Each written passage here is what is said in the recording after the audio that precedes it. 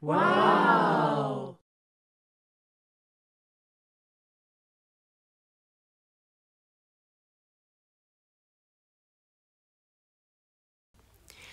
여기에 한 인간의 삶의 현장이 있다. 동현태평양 챔피언 김득구 선수. 그는 고난의 수레바퀴를 굴리며 강한 인간의 의지를 보여준 집념의 복서이다. 권투 선수가 운동이나 열심히 해서 시합이나 잘하지 주제넘게 무슨 글을 쓴다고 그래. 혹 이런 소리나 하지 않을까 두려움이 앞섭니다. 그렇다고 무슨 숨겨놓은 과거가 있는 것은 아니지만 동양태평양 챔피언이 된 후 꼭 한번 쓰겠다고 마음먹었던 일이기에 조심스럽게 펜을 들었습니다. 행여 저와 같은 처지에 있는 사람에게 다소나마 보탬이 된다면 고맙겠습니다. 이제 김득구의 모든 것을 김득구를 사랑하는 팬과 그리고 펀치라인 독자에게 숨김없이 고백하겠습니다. 비록 문장 실력이 없어 두서없는 글이 되더라도 이해하시면서 읽어주시리라 믿습니다. 흔히 권투는 배고픈 직업이라고 하며 불우한 청소년의 돌파구라고도 합니다. 거기엔 저 역시도 조금은 동감이라고 생각합니다.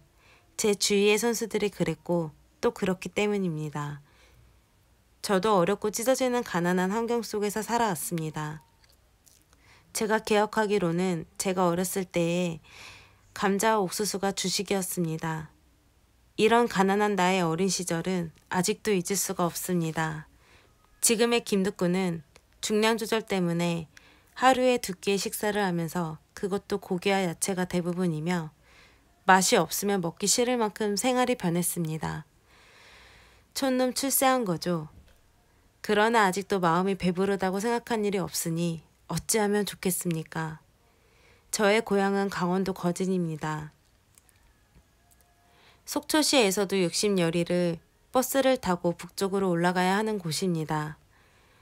마을 입구에는 큰 소나무가 하늘을 향해 치솟아 있고 동해바다가 아름다운 푸르름을 이루며 끝없이 펼쳐져 있습니다. 그곳에서 나는 국민학교를 다녔습니다. 우리 어머니 양선녀 씨와 바람리에 왔을 때 내 나이 6살 되던 해였습니다. 그때 어머니는 재혼을 하셨고 재혼하신 아버님 그리고 일부 형제들과 함께 살고 있었습니다. 아들 삼형제는 나를 데리고 다니며 나보다 큰 아이들과 싸움을 시키곤 했습니다. 그럴 때마다 나는 수단과 방법을 가리지 않고 싸움의 승리를 하기 위해 노력했습니다. 코피가 나면 의례껏 지는 것으로 알고 있던 꼬마들의 싸움에서 항상 나는 유리한 고지를 점령하고 있었습니다. 나는 정타를 맞아도 코피가 나지 않았기 때문이었습니다. 지금도 스파링이나 시합 도중에 코피가 잘 나지 않는 이유는 선천적으로 싸움꾼으로 조물주가 만들어 주었기 때문이 아닐까 생각합니다. 싸움에 있어서 나는 지구전에 강해 후반전에 역전승을 잘했습니다. 상대는 크고 나는 작으니 먼저 터지는 것은 나였지만 나는 기어코 이겨야 잠을 잘 만큼 지기를 싫어했습니다.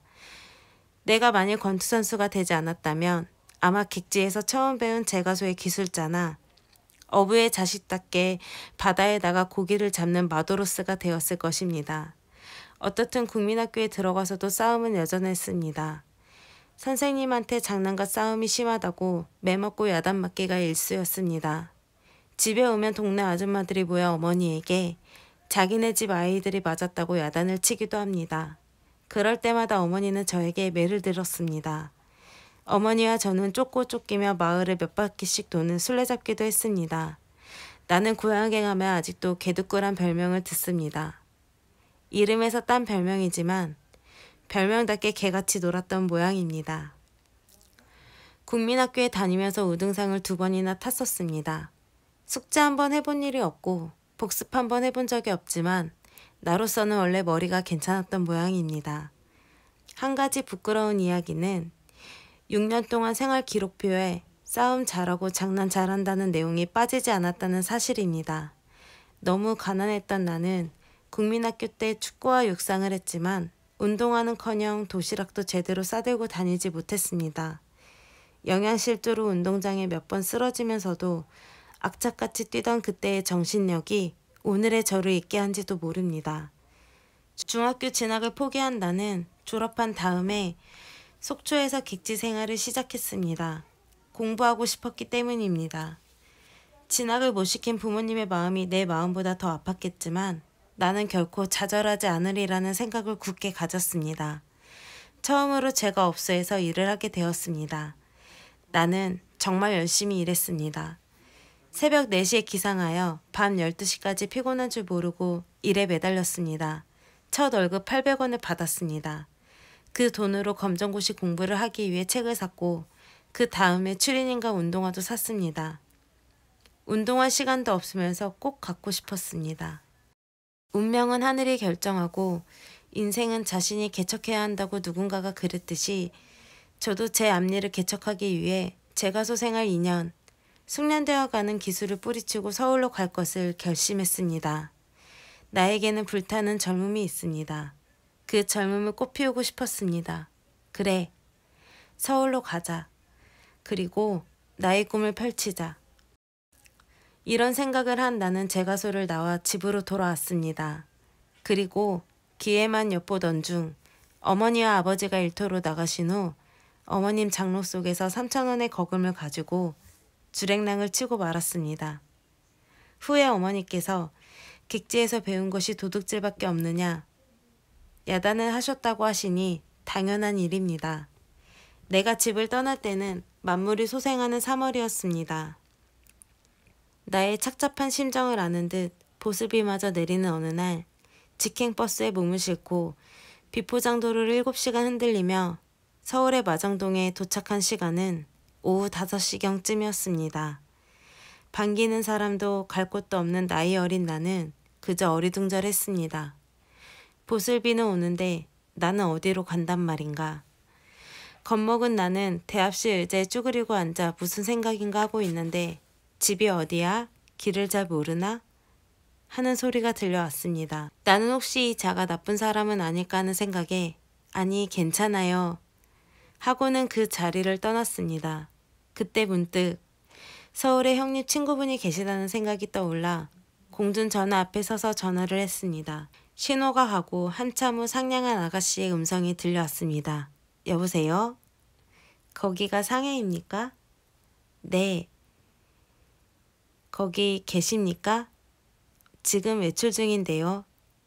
늦게 돌아온다고 했다. 아, 난감하구나. 절망감에 사로잡혀 대합실로 돌아와 막연하게 앉아 있었습니다. 보슬비도 그치고 빌딩과 네온등이 오색 찬란하게 깜빡이기 시작할 때 나는 무작정 걸었습니다. 배도 고프고 초조한 생각은 이루 형언할 수가 없었습니다. 청계천을 따라 걸었습니다. 지금은 청계천이 복개도 되고 주위에 빌딩이 질비하지만 당시만 해도 판자촌인데다 철거 작업까지 하고 있어 어수선했습니다. 그곳에서 하룻밤을 보내기로 했습니다. 판자를 주워다 불을 피우고 새우잠을 자야 했지만 잠이 올 리 없었습니다. 배도 고프고 앞으로의 일이 막연하기만 했습니다. 뜬 눈으로 밤을 지새우고 아침에 수도가에가 물로 허기를 채운 다음 구인 광고를 보고 직장을 찾아 나섰습니다. 그러나 모든 게 뜻대로 되지 않았습니다. 직업 소개서에 들렸더니 원하는 직장에 취직시켜주는 대신 소개비가 있어야 한다는 것입니다. 무허가 직업 소개소일 경우 더욱 그런 횡포가 심하게 느껴졌습니다. 일은 갈수록 태산이었습니다. 소득 없이 하루를 쏘다니고 지친 몸을 이끌고 다시 청계천으로 찾아올 때는 어둠이 쌓인 도심지에 네온만이 찬란하게 빛나고 있었습니다. 이렇게 돌아다닌 지 3일 만에 서적 외판원이란 직장을 구했습니다. 다방이나 버스 속에서 판매하는 그들이 말하는 기아바이였습니다. 정가가 30원이었는데 한 권 팔면 10원이 남았습니다. 하루에 다방 50군데 돌면 27권 정도는 팔렸습니다.